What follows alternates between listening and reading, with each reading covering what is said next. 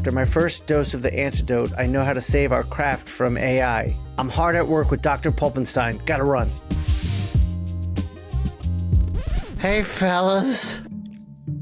I'm gonna save the craft of comic books. What happened to your righteous outfit, man? You don't look so good. Yeah, Jim's right. You look like shit. AI is everywhere.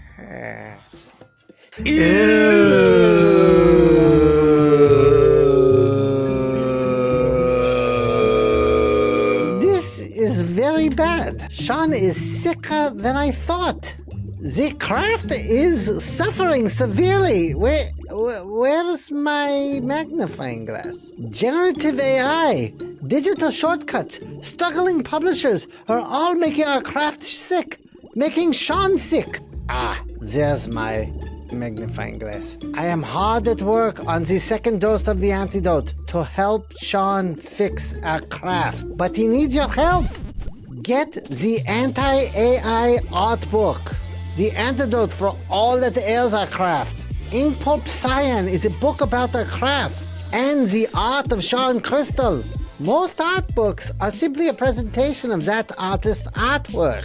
But Inkpulp Cyan is a book about process, thoughts, and work that goes into every single piece Shawn creates. It is a completely unique take on the art book. It is the antidote for all that ails the craft. This 10-inch by 10-inch hardcover will set the new standard for all art books to come. Grab a copy now.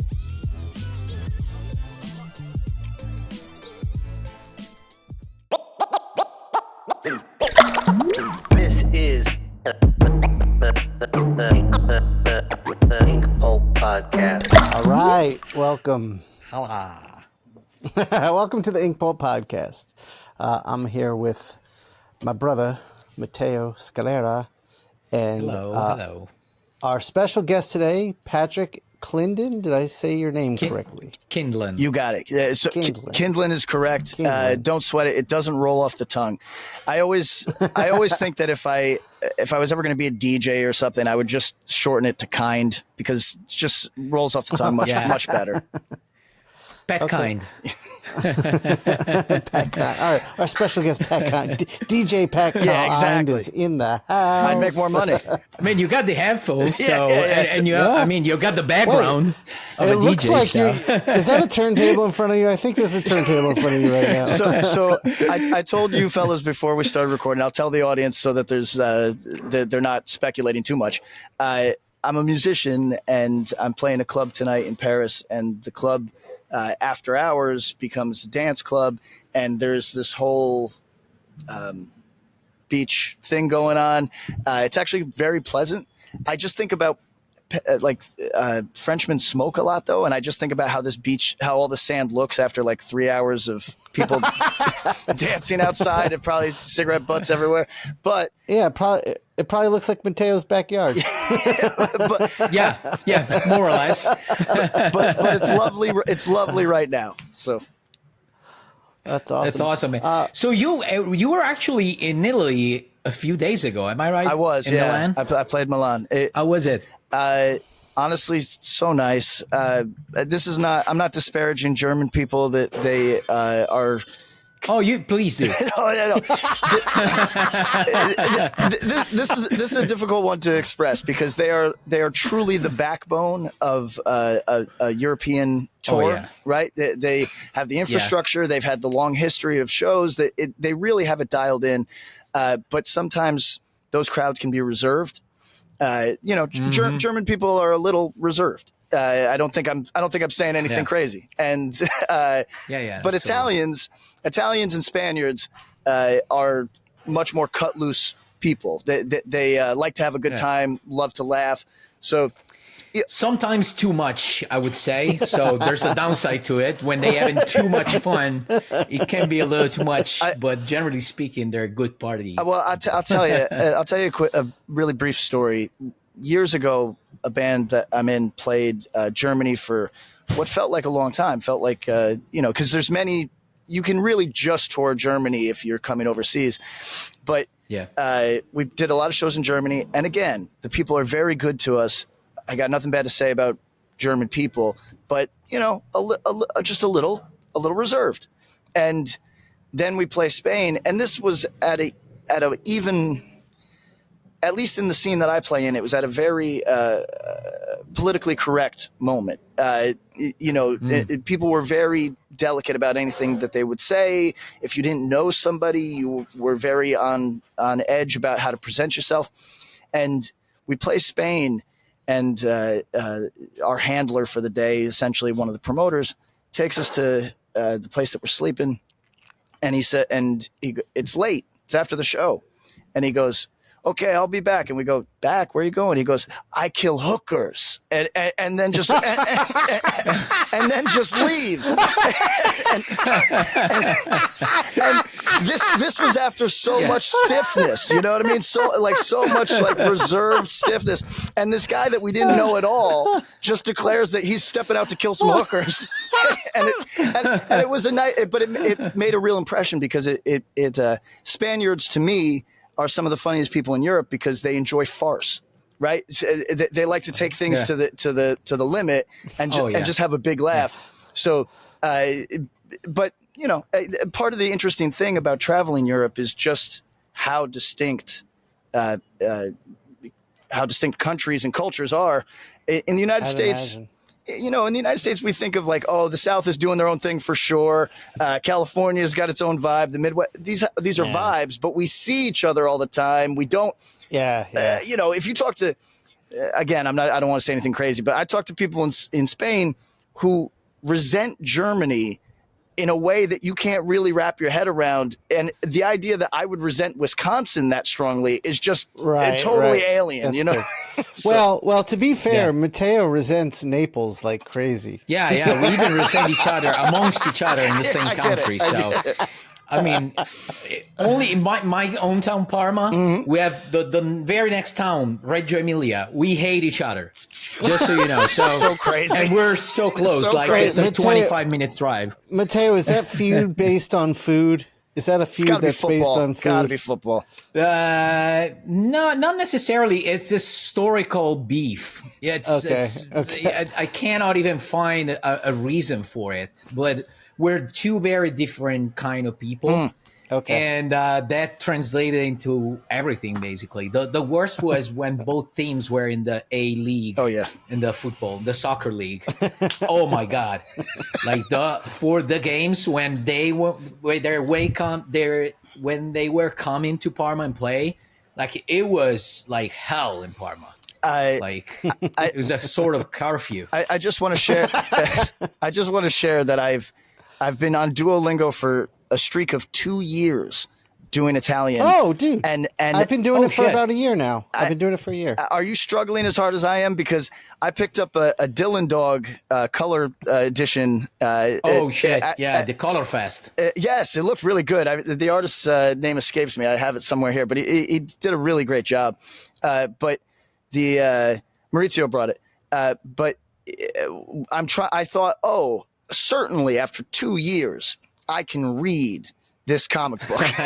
No, I'm struggling. Well, Patrick, I'll tell you, my daughter started Duolingo with Spanish, and at about 3 years in, she was getting pretty conversational. But what helped her was she works in a restaurant. She would go into the kitchen and just start talking. What helped her is she's young. We got to consider that. Your brain is much more elastic at that point.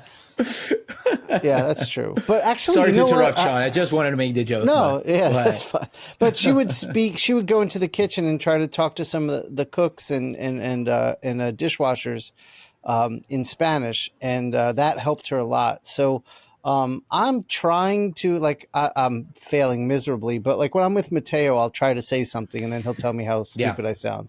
But that helps. Yeah. It's very humbling. This is why people that are at least near conversational still sometimes they'll defer. They'll say, "Oh no, I don't really speak it well," because to say something out loud with confidence, it's very different than reading it. If you, I hope to be able to read Italian within the next couple of years, but to actually have a conversation, you're just that's a whole other level. You're lining yourself up for embarrassment, dude.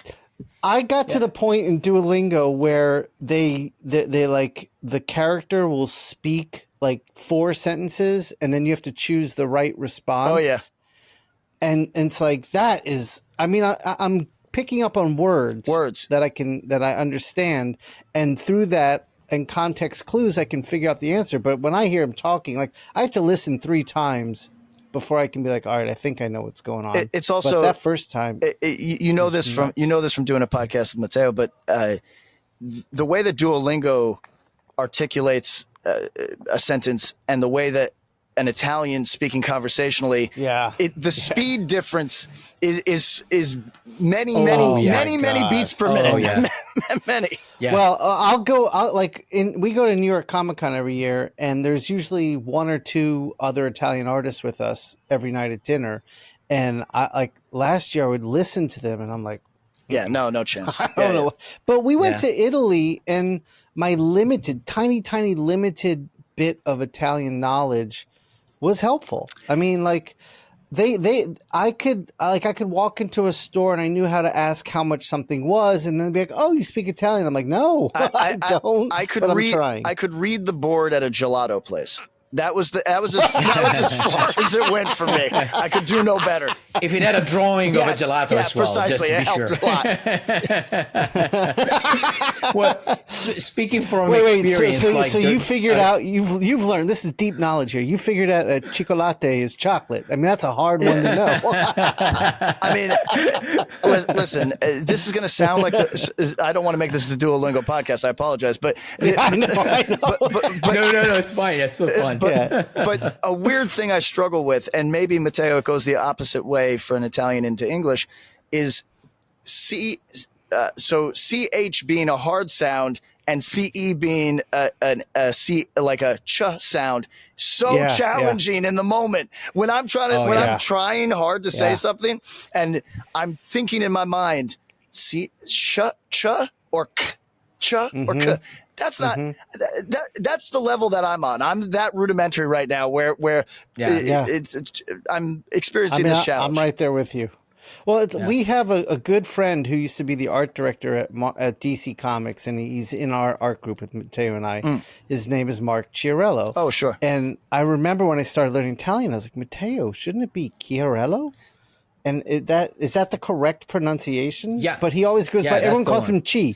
Yeah, and even for us, it's weird because I see it's written this way, but everybody, even himself, he called himself Chiarello. So I'm like, who am I to just change his last name? So I'm gonna make him do this mistakes on his own last name. But are like, okay, if he's happy with it, I mean, everybody's happy. Eventually, you got to give up. Eventually, if everybody called me Kindlon or something like that, I would just eventually go. You know what? It's all good. It's right. Yeah, absolutely. Right, but there's stages to it, and then we'll close this whole Duolingo thing. But there's stages to it because from my experience, like when you start understanding stuff, the next stage is being able to have a normal conversation with multiple people, which is so hard because you have to understand more people sometimes talking at the same time. And the third one, which is the hardest and the most frustrating at the end, is putting your personality in this new language. Sure. Because the first goal is to manage to have a conversation, and then you have to learn how to put your own spin on it, which is even harder. And your timing, and all that stuff. Well, even in written works being translated, you see this a lot. Sometimes you'll get an American edition of a foreign work, and it reads so stiffly, and you know that it's because the person is going to great pains to be literal and try to convey something, but there's no life in it. I mean, that's absolutely. That's its own art, really. Yeah. All right, so Patrick, tell us your background, who you are, what you do, where you come from, all the good stuff, so we can get our people to know who you are. Sure. So, I am a fellow from upstate New York. Maybe 15 years ago, a fellow compatriot. I'm a musician and a fellow compatriot from music.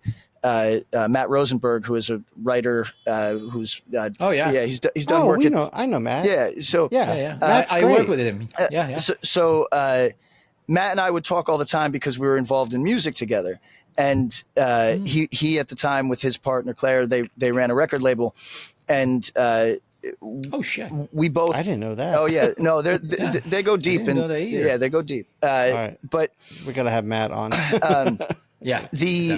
So we would talk all the time about comic books. It was the thing that, aside from music, that we were both very passionate about, and we would talk about how we wanted to involve ourselves in it, but didn't know how. It felt like we were already behind the 8 ball on it. You know what I mean? Like we were getting on in years, even for music, and then comic books. A lot of the guys that we looked up to started in their 20s. You know what I mean? So like early 20s. So, but one day he just said, why don't we go for it? And what we can do is we'll share credits on everything, and we'll try to cut years off of this 10-year process, right? So let's see if we can do it. And we did, but he's naturally much more social than I am. So he was at all the cons, which taking nothing away from his writing, but that stuff helps a little bit when you're trying to make inroads with the big two. I have to confess, I had a more adversarial relationship, not adversarial. I just I was that Steve Ditko ass guy going, why doesn't the merit of my work matter? I don't want to shake anybody's hand, etc. Right. I got you. These are young men things to think about the world, because then you realize relationships are a huge part of every business and every industry. But it was had a cup of coffee at Marvel with Rosenberg. We did like a single issue over there. He got entrenched over there. And meanwhile, this is after we had done some work at Black Mask. I have to give a shout out to Matt Pizzolo at Black Mask. I don't even want to think about how his name is supposed to be properly pronounced in Italian, but shout out to Matt Pizzolo at Black Mask. But we had done work at Black Mask. Rosenberg went on to Marvel, and I felt like I don't think I'm telling tales out of school, but they literally didn't, even though my name was on the books, they didn't know who I was at Marvel. They told Matt that. He said, what about Patrick? And they said, who's Patrick? You know what I mean? Which is, like in my saltier moments, I can feel a way about an editor not knowing the work and rather knowing the person. Sure. I can feel a way about that. But again, a thing that you have to come to grips with as you get older is world's not changing for you. You know what I mean? Like, you can sit around and be in your little artist bag and be salty about how people are and all that, but it doesn't help you. I'll tell you a story later about how I almost threw my whole career down the toilet. But, so anyway, I went back and I did a work with Maria Lovett at Black Mask, a work that I'm still proud of, and then from there did some Aftershock work. Back to Black Mask, did more work there, did more Aftershock work, and then I'm going to give the shout out to the fellas that are responsible. I don't care how people feel about Warren Ellis. Warren Ellis wrote about me in his newsletter, wrote about a work that a creative partner had done. Yeah, creative partner Paul and I had done, and between that and a couple other Brandon Graham, a couple other people making suggestions. Oh, nice. Brandon's a friend of the show. Great guy, but these are fellas who I didn't know, but they would talk positively about me, and they also are people that Eric at Image respects their craft and respects what they do. Right. So it gave me an opportunity to sit down with Eric at Image. I'll tell briefly the story about how I almost threw it away. So I was supposed to meet. Just for the audience to know, we're talking about Eric Stevenson. That's right. That's just the main guy over at Image. That's right. And I'll tie this to a lot of other things that are going on in my life even now. So So I'm supposed to meet Eric at San Diego Comic-Con. And we set this up, weeks in advance or whatever. And then the day of, I don't hear from him. And I'm emailing and I don't hear from him. And the next day, I'm in my feelings. And at this point, I'm pretty sick of comic books. I'll be honest with you. I'm like pretty mad. I'm not feeling good about the business of comic books at all. Every year. Honestly, I think most creators hit that point. For sure. Happy to talk about that there's too. Always, but everybody has a story like that. Sooner or later in their career. The way I describe it is I would come back from, because again, I'm not the most social guy. Like people don't like me immediately. You know what I mean? So I would come back from San Diego. Like I'd sleep on my buddy's couch in San Diego after the comic convention. And I would the way I describe it, the couch would be burning because I'd be so hot with anger and sort of like resentment and not being able to connect with anybody in the way that I want, express the things that I'm trying to. So the meeting didn't happen at all? Oh, no, I'll get there. It didn't happen the day it was supposed to. Oh, okay. Okay, Gotcha. Sorry. Sorry, this is where the story gets morbid for just a moment. So the next day, I'm with a friend of mine who lives in San Diego, really one of my closest friends in the world, who just passed away. That's why it's morbid. But he's very successful, or was very successful, and I'm sitting there going, I'm like chewing my hand because I'm mad. You know what I mean? Like I thought we had a meeting. I'm trying to take my career seriously, and I don't know Eric at this point. So all you have is like, why is this motherfucker being so aloof about like my life? Like whatever. And I say to my friend, I'm like, I'm just gonna write this. I'm gonna write this dude and tell him, whatever. Things that you don't say, things that unprofessional things you're not supposed to say. And and my friend who's very successful, very, made millions on his own back. He just says, do you know the people I have to deal with every fucking day? He goes, what? He goes, just fucking email the man, see if he has more time for you. So again, everybody, and Eric, if you watch this, understand I was in my feelings before we met each other. So I swallow my pride and I go and meet with Eric, and it is the breeziest, I just immediately get on with the dude, and we see the world in a similar way. And obviously not everybody likes every Image book, but if you don't respect some of the curation that he's done over the years, you're crazy anyway. Sure. So, oh yeah, absolutely. So we get on, and by the end of the meeting, it's like, yeah, send me what you want to do. You know what I mean? Like, sure. You want to do superheroes? Do superheroes. It's fine.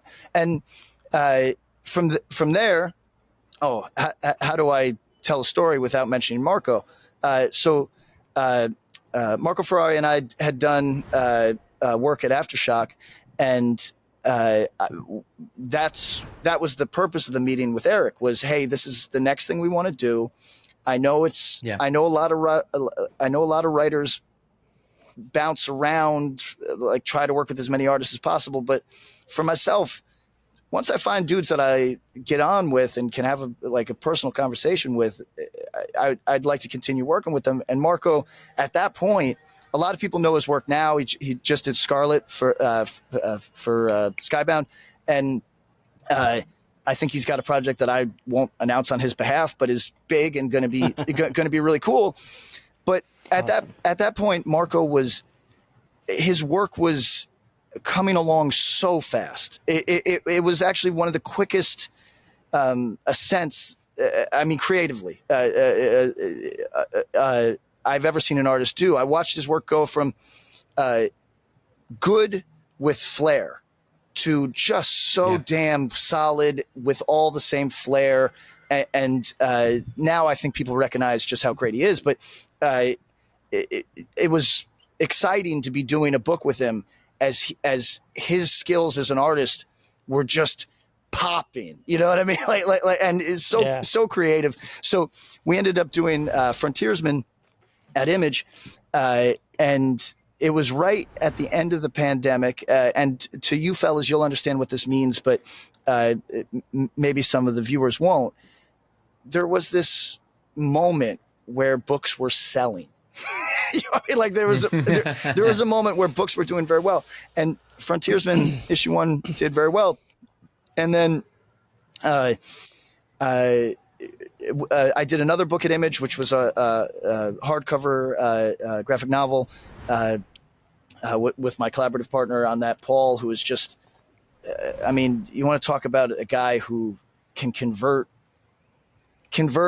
the worst, most pitiful writer's effort at pretension and turn it into something that's viable and fun and still tells a story. And then Marco and I did another book and called Antioch, and Antioch, yeah. And now we are at it's so sorry. Eric asked, "Hey, do you have anything that you'd like to contribute for the Image 30th anniversary anthology?" And you know, Eric and I get along very well, but I don't want to take advantage of his goodwill. But I do, and I say, "Can I do all 12 issues?" Right? And he says, "Sure." And that is the work in black and white that appeared with Maurizio. And forgive me, as we've discussed, my Italian's not good. It's doing my best to say it with Italian flair. Maurizio Rosenzweig. So, Matteo, any good? Was it all right? Go ahead. Just at the end, Zweig? it's Rosenzweig. Zweig, sorry. Yeah, exactly. But it's German. It's not even Italian. I know, so that we sounds have, really German. As I told you before we started recording, even Italians have trouble. Well, like one of my ex-girlfriend used to call him Maurizio Robenzweiger because she couldn't pronounce his last name. Well, so.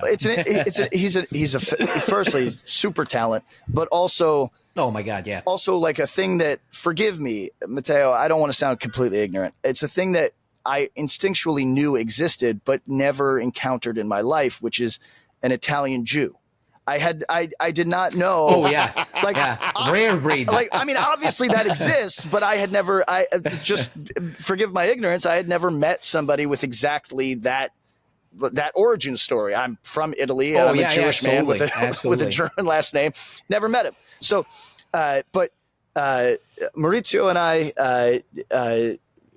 with Marco's oversight, because this is characters that Marco and I we tried. We said, Maurizio, you're doing so much work on this. Can we please convince you to take some credit? And he just refused for reasons that are still mysterious to me. But he produced some of the coolest looking pages that I've ever been. Oh yeah, they're beautiful.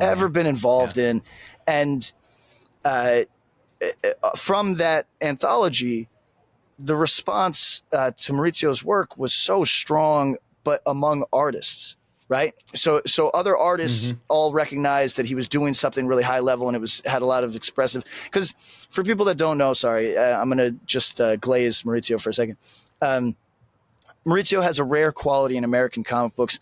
When I show him to people, sometimes people think he's Argentinian and things like that because of his style. Yeah. He has a proper cartooning to his style. And it is a thing that you just don't see. You just don't see in the American market very often. His hands are almost. Who's the fella at Mad Magazine who has these very expressive hands? It's a confluence of styles that you just don't see every day. And working with him is a pleasure. So other artists really loved it. But I didn't know how we would do putting it to single issues. And then we had it. Yeah. Then we had it colored by Matteo, who is somebody that Maurizio handpicked because he said, "This is the guy that understands my work the best. This is who I want to work with." This is Matteo Vittani, everybody. And now the work, this might be a frustration to you fellas. You could tell me the way that more casual comic readers respond to brilliant pen and ink versus brilliant color is night and day. So getting my casual comic friends that, you know, they'll pick up what I send them or whatever, but they don't follow. They're not involved. Black and white. Oh, that's nice. They could see the same page in color and they think it's brilliant. You know what I mean? Well, that's still a thing about comic books. It's still something that I wonder about, because I'm not that way, but I'm in the, you know, in the business. So I don't have that thing, but it's if you talk to any publisher, like everyone will tell you, let's put it in color. It's like there's this hierarchy where the writer gets the most credit, then the penciler gets the second most credit, then the inker, then the colorist, then the letterer. It's just like everyone's contributing at full steam. Like the color, and I would make the argument that now in comics, colorists are the heavy lifters more than anybody has been. Like what inkers were in the 60s and 70s, colorists are today for sure. Sure. I mean, pencils back then were just really loose and scribbly, and the inkers were the finishers. And now I feel like the color is the finishers on a lot of books. They're doing a lot of the heavy lifting. Obviously, I'm not going to put anybody on blast, but I've seen pages that without color, they're not pages. You know what I mean? They really they don't function at all. And honestly, you know, maybe we can do a part 2 at some point in the future, but I'd love to have a long conversation with you guys about the primacy of the writer. Because I know when I watch your show, I typically catch artist guests, you know what I mean? Or sometimes it's just the three of you fellas. And I don't know if I've ever heard, because you don't need to hold back with me. You know what I mean? Like, I would love to hear at some point, doesn't have to be now, but how it feels to injure your back, get arthritis, put in hundreds of thousands of hours, and then be secondary and in the eyes of press, supernumerary to the writer. We don't have to talk about it right now, but I would love for someday for you guys to go off. I could do a whole show on this. It's a big thing that drove me away from working freelance comics. I get it. Was the writer like when I first came in, I was working with writers and I was having fun doing work, and I mean, I was lucky to work with some writers that I really respected. And then I noticed a shift where the companies were hiring writers more and more based on their popularity in other media, whether it be TV or movies or social media. And they were bringing them in. And these were not people who were trained in writing a comic book. And I remember I was doing a job. I was launching a new book with a writer who what was like a more of a producer mindset, like high concept stuff, but really had no understanding of how a comic book works. And I remember it took me like a week and a half to just thumbnail an issue, which was crazy because it was so difficult to make sense of this and make it work.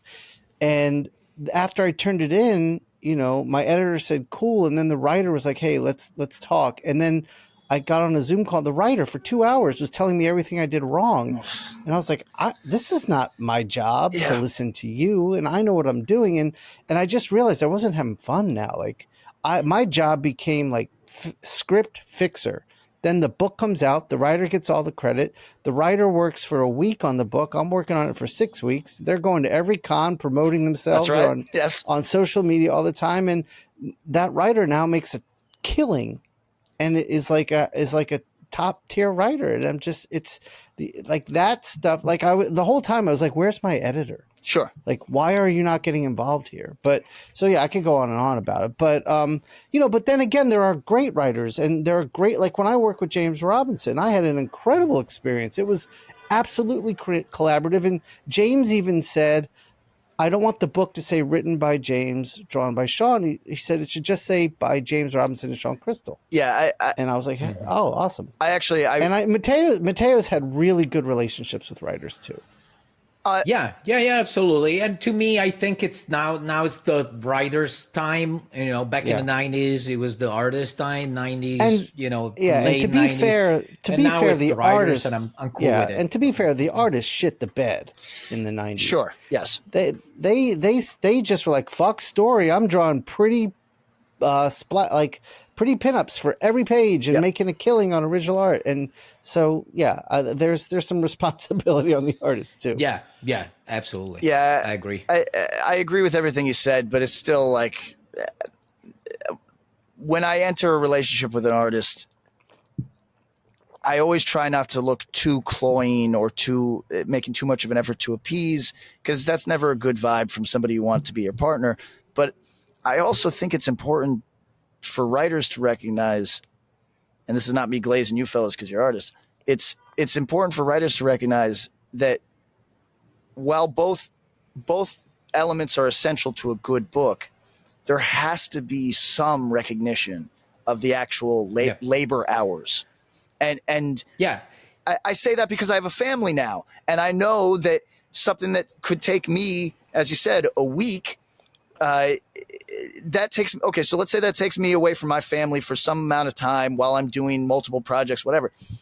You gentlemen have to sit at a desk and sometimes wave away children so that you can finish a thing. And absolutely. And I think that I'm not a guy I'm not a writer that shits on writers. I think you can tell when something just did not put the effort into either finding the right writer. There's artists that I think are brilliant who I pray every day find a writer.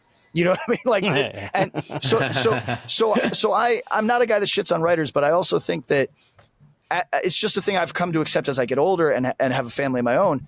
Those labor hours, those hours away from family, there has to be some deference to them. At least maybe it's in the contract. You know what I mean? Maybe it's in the actual the split between the two parties. Maybe it's there. Maybe it's in billing. Some artists care about how they're billed on things. I personally have I think just because the decorum or the protocol rather is writer, then artist, and then colorist, letter, etc. I think when you break that and go artist before writer, I honestly think that it makes an impact on the reader where they frame it as a different type of work in their mind, and it's actually not helpful. That's the only reason I'm against billing artists over writers. Otherwise, I would have no problem with it. But I honestly think that there is a significant amount of readers who, when they see things billed that way, they think that it's going to be frivolous in some way. You know what I mean? It doesn't have the same gravitas. That's at least what I have noticed. So that's why I don't subscribe to that opposite billing. But otherwise, frankly, I think you deserve it. but so based on what you said, I can tell you there's two things that could help. One is very more on the psychological side, and the other one on the practical side, since you were talking about the practical sides as well. So psychologically, what I've noticed is that if I can feel that the writer, so this is just inside the circle of the creator's circle, not from outside. From outside, if people now are focused on the writers, there's nothing I can do with that. Right, so, exactly. it's something that I had to make peace with. But in the inner circle, I would say once I see that the writer is really respectful of that thing, that it is really respectful of the fact that I'm spending a lot of hours on something that they spend less hours on. For example, like right now at the moment, I'm working with Mark Millar on Nemesis, and he's one of those guys that he's really appreciative of the fact of the artist. So every time is really, not that I need praise from other people, but he lets me know that he really appreciates my job, and whenever he can, he tries to have me paid a lot of money. So that helps for sure. And on the other hand, on the practical side, one thing that I was thinking, for example, for Image, where you share profit with the co-creator, one thing that you could do, for example, is set up a really small page rate, both for the writer and the artist, the two co-creators. That could be like minimal, like $50 for the writer, mm-hmm. and 120 or 150 for the artist. And then and that goes into budget. And then from then you split 50-50, all the remaining money. For example, that could be the right thing. But at the same time, like if it's not a successful book, that the writer's not going to be seeing any money at all. Yeah. So that's risky. I understand. But it's a fair way, for example, to recognize the fact that an artist is spending way much more time on the pages, for example. I think one of the I'm an Image homer. Like I really I know everybody has complaints about every publisher in the world. It's natural. That's true. But I still, it's not even like I was around in the 90s and I have a good impression. It's just legitimately the latitude to organize my business any which way I please is really meaningful to me, right? So Matteo, what you described in terms of an artist-writer split, that's one way to do it. Another way to do it is, hey, this book, let's be frank with each other. This is an odd book. It's gonna underperform compared to some things that maybe we would do otherwise. How about you take all the proceeds from single issues and then we start a split on trades. That's another solution. That might seem extreme. That might seem extreme, and the writer's not getting paid for a year, but it when you're asking artists, like right now I have 5 projects that I'm working on. Some of them artists are getting paid because of the nature of the deal. Others artists are working on spec. You can't ask a grown adult to work on spec without real possible profits on the other side of it. Yeah, I would say that what's good about that idea is a writer can have a creator-owned book at Image and work freelance and make a living. Yes. But if an artist is working on a creator-owned book at Image and just waiting on the back, that's right. They can't do anything else to make more money. That's right. So that idea sounds that's good. the main problem. It's time. It's always been time. Maybe you could do that, like, because I've experienced that. Like my first book ever was an Image book, but it was back in 2007 where Image comic books were not selling that much. Right. If it's a new artist that's how do you say it's young in their career. Yeah. Exactly. If they're really young, it can be, experience that the payback could be experienced. So in that case, and that's why I took the job back then.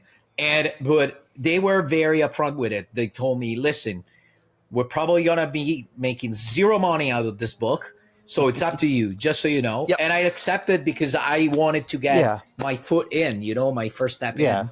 And I did it. And I'm happy. I'm glad I did it. Worked. Yeah, it worked for you. Absolutely. Well, but from an experienced artist point of view, this you can't, as you said, Patrick, you cannot ask for it's just and listen, as a writer, I take it to extremes sometimes. If there's something that I want to work on, like in the licensed world or something like that, I will ask, can we reduce my page rate to $5 and allocate all the rest to the artist? Not because again, I don't want to come off like a simp for artists. I respect writers very much, but the reason is that it depends on your goals. My goal in comic books, and I think that this is a worthy goal because of how impossible it is, right? So when you're trying to climb an impossible mountain, I have no climbing gear on and I'm trying to do Everest. I want a perennial. That is what my goal personally is. So you're never going to get a perennial with a licensed book or even a big 2 book, right? If the art is not great. Period. Right. So in my effort to get that perennial, I will work for next to nothing. I'll get paid enough so that you don't go to jail, and that's fine with me, because you have to. And this is I'm not disparaging any of the publishers that work with licensed things, because there's the math on those is next to impossible, right? So you're taking on. Let's make up a license. I don't know what's one from childhood. Give me something that hasn't been used yet. Star Wars. Star Wars has been used a lot. But you get the idea. Anything like that. Well, Battlestar. Thundercats. That one's been used now too. Yeah. But shit. But okay. I was about to say Transformers, but that's been used. That's been used too. Voltron. How about Voltron? I think that got used too, but that's fine. Okay.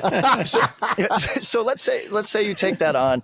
The publishers are now in this really precarious position where even if they're given some latitude on the actual content, there's this real issue that these books have a ceiling. And listen, Kirkman, Skybound, they just broke that ceiling with the Energon stuff, and I'm very happy for them. But typically, that's an outlier in every respect, right? Typically, there's a ceiling to those books. And trying to create a good book or a great book on a budget that going into it is going to be in that, if you're selling 7,000 copies with the help of every incentive variant, et cetera, scheme that you can put out there, it's very hard to keep a world-class team rolling with that. Yeah. And how do you get over the hump if you don't have a world-class team, right? And the real issue there, though, in my estimation, it has to fall on writers to take the L here, as kids say, because this is my belief, with the right licensed project and character, whatever property, you could hit book market perennial. It's a long shot, but it could happen because casual people will see a high quality product with a thing that they recognize and perhaps pick it up, and you can get some, but it's never going to happen if they open that book and they say, well, the writer seems like he was paid a lot, but the art is not there yet. The art needs to be exceptional for you to stand any chance of continued sales in book market. And again, I'm not disparaging those publishers because they have a real struggle, but the writers have to take it on themselves to say, hey, I have a different goal. My goal is to see if I can't make this sell for 3 years in book market, see some type of check down the line, or maybe just achieve something remarkable. Matteo, as you said, you're getting your name out there. People hate that. There's a whole generation of kids that don't want to hear that sometimes you have to eat shit, but you eat that little bit of shit, you put out something that's world-class, and that is your calling card for the next 10 years. Hey, I did something world-class. Who can say that? I did something world-class. Yeah, absolutely. So I have so on occasion, everybody, if you're a publisher, I'm not trying to lowball myself for say I'll work for peanuts, but in the past, in conversation, I have said, listen, get the writer or get the artist that I want, and I will work for a cheese. You know what I mean? So, I don't know. I think right now there's going to have to be some understanding on everybody's part. And I feel, obviously, I'm sure both of you fellas feel terrible for inkers in 2025, but there's got to be some understanding from everybody, but particularly writers right now. Writers, I'm sorry, you're going to have 2 jobs. I'm sorry to report this to you. You can not just write one book. It's not going to happen. Right. Yeah. Yeah. Not wrong. Well, no, it makes sense. And going back to what you were saying about me eating shit, it actually, it worked the way you said, because by using that book that I did, I participated to a worldwide contest held by Marvel. And that's when I got my first Marvel gig. And that was my first actually paid job, and my second job, and that was at Marvel, thanks to the first book that I did for free. So that Marvel break, that DC break, as much as I'm sure on some level, I'm not trying to count your guys. I'm not doing your finances for you. Forgive me. But I'm sure on some level, the thing that keeps you involved in making new comics is a pure creative love of the thing. Because if you chose to, at this point, you could just do commissions of Moon Knight and Venom. For if you did not want to do sequentials, neither of you gentlemen need to do sequentials anymore at all. And that, I'm glad you do, but I just think that is as part of the equation too. Artists need to realize, I might be eating shit right now, but if I'm ever in a pinch, if I ever need $500 quick for whatever it is, there is somebody that will pay me to do to draw Zorro or draw Moon Knight or draw whatever, you know what I mean? And part of that comes from that greater visibility of those bigger publishers. A thing that writers, nobody's paying me. Nobody's contacting me to draw Moon Knight like a pinup. You know what I mean? Right. So there is a give and take. You guys have arguably more means to make money than a writer does, but everything you do takes 7 times as long. That's what we do. Yeah. So, Absolutely. So I wanted to go back to Gehenna for. Is that the right pronunciation? This is the pronunciation episode. It's so funny. I got hammered both. I think Eric hammered me a little bit at Image, but certainly Pizzolo, who I talk to all the time at Black Mask, he was like, because he brings everything I do to Hollywood, and he's like, what am I putting in front of people? What is Gehenna? This is a terrible name. This is the worst name I've ever heard. And I'm trying to justify it to myself. I'm like, it's cool. What are you talking about? It's cool. Anyway, it's just another word for hell, right? I thought it was. I forgot. I have a degree in religious studies, so I thought this was a word that everybody knew. It is not a word everybody knows. Turns out it's not. So meanwhile, I've got Pizzolo sliding this across tables in Hollywood, being like, "Hey, do you want to make a movie where women shoot each other?" And they're like, "Yeah, that sounds interesting. What is? I don't know this word. What is this? Is this a meal of some type? Is this a menu? You know, Gehenna." But yes, it's called Gehenna: Naked Aggression. The naked aggression comes from the fact that we needed a subtitle because Gehenna was it wasn't catching the way that I hoped. You know. So recently, oh shit. Matteo's dying. Sorry, I'm about to die. So recently, I saw you posted on Instagram the fact that you have a slight delay on when the book is coming out because the printer that you originally picked to print the book dropped because it considered the material offensive. Just tell us about this thing because So Gehenna, which was supposed to come out, issue 1 was supposed to come out June 11th, and it is now coming out July 2nd. I hope I have that correct. Which is today, by the way. It was supposed to be out today. Yeah, it's supposed to be out today. Yes, you're absolutely correct. Yeah. And it's delayed until July 2nd. And that is because the printer that Image had been using for a time. So people that don't know, some publishers switch printers regularly. Others ride with printers for years. It depends on the needs of the printer. It depends on a lot of things like where things are getting printed, what the costs are, et cetera, et cetera. So Image had been working with a printer in Canada that just declined to do the book. I'll say refused to do the book and refused to print the book. And that is because that printer found the content objectionable. Now I'm gonna ruin this. I'm sorry.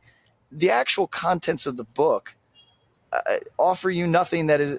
I doubt very much that the printer found the actual contents of the interiors of the book offensive. However, Maria Lovett did a very lovely cover that does have some nudity and it does have. I imagine. I don't know this. This was not confirmed to me. It was confirmed to me that it was the cover.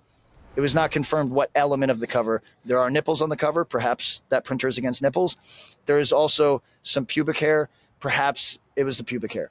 I did not talk to the printer, so I don't know. I'm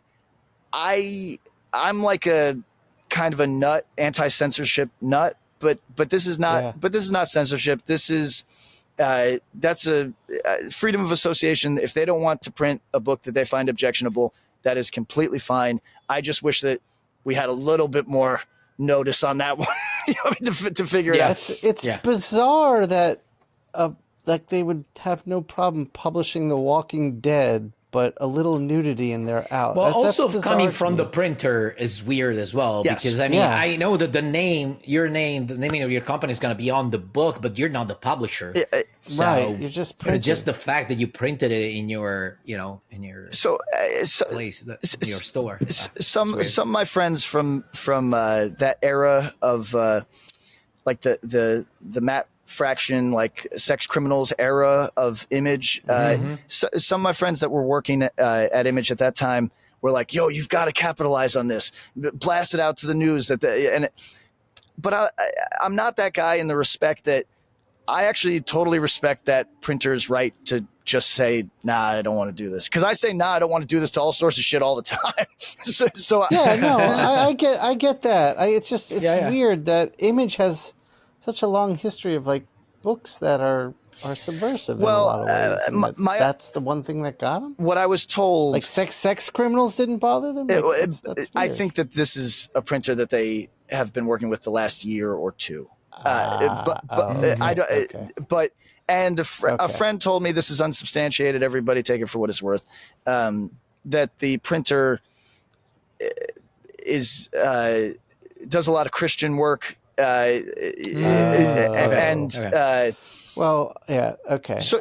maybe they found it objectionable, or maybe they didn't want the association. But I mean, I get it, and you're right. You're right. They're a business. They have they have the right to reject it. It's just, why would Image go with a religious printer? That's another. I mean, but here's the thing, right? Is right now, I mean, there was so much. I think that they've been working with them longer than this, but there's been a lot of uncertainty, tariff conversations going on. I know American comic book publishers who do all their graphic novels, do all their trades in China, because it's just as unreliable as it is to be on a boat for 6 weeks. It still sometimes proves more reliable than getting things done in the United States, and always cheaper. So there's so much cheaper. So there's a lot of considerations. You guys know this. There's a lot of considerations. Definitely. Image has left that printer not because of my situation, just because it was already planned to happen anyway. But yeah, I wish I could beat a drum. Like if it was the United States government telling me I couldn't publish my book, I would be apoplectic. But independent printer wants to do what they want to do. It's fine. Sure. I get that. But for people, actually, do you guys want to get nuts and bolts on some of the things going on in how much on books that you're involved with? Have either of you done these black bag variants? I've never done that. No, I did. I did a variant cover that went into a black. What are you talking about? The kind of lottery variants? No. So that's a different thing. That's okay. I understand Kirkman's doing that, and just had a ton of success with it. So these are like not safe for work polybagged variants. I know what you're talking about. Sorry for everybody, if you're not a comic book creator, perhaps this is really boring to you. I don't know, but I find it endlessly fascinating, because we got our numbers for Gehenna #1, and they were really encouraging. I was happy. Oh, great, because I had no idea what this book was going to do. Truthfully, like I think it seems like a sexy enough premise. It's women with guns on the cover. I mean, I'd pick it up, but you never know. So numbers come back. Very encouraged. And then I see the number of people, the sales on the black bag variant. The black bag variant is not safe for work. Again, Maria's cover with the pubic hair. and Nick Pitara did the issue 2 one, which is super graphic. Nice. I'll send it to you. It's borderline upsetting. It's borderline upsetting, but those books retail for $10, and because they have more of a collector's item element to them. Right. And right. So everybody, this is not, if people at home, this is not a brag. This is just people that work in creator-owned comic books having a conversation about this stuff. But I was totally fascinated at the number of sales on that $10 variant, because $10, frankly, is a lot of money for a comic book in my opinion. You know what I mean? So I did not know how that was going to go. I just wanted to do some not safe for work covers, and I wanted them to. I knew that I had to raise the price on them if I was going to have them polybagged and all that, right? So I said, okay, I'll lean in. That's fine. We'll try 10. And the number was so encouraging. And, everybody at home, we don't make $10 on that. We make a slice of that because it goes different places. Yeah. But the book was solvent and buoyant really before that.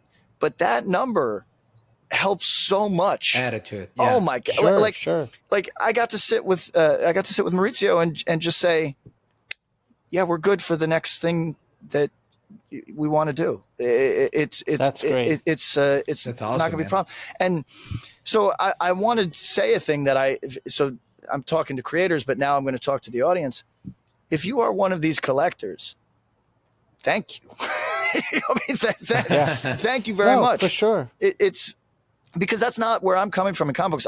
Everything I own is ratty. You know what I mean? Like everything looks like it's got thumb marks on it, oils, that's the collector's market, and it's smart to tap into the collectors.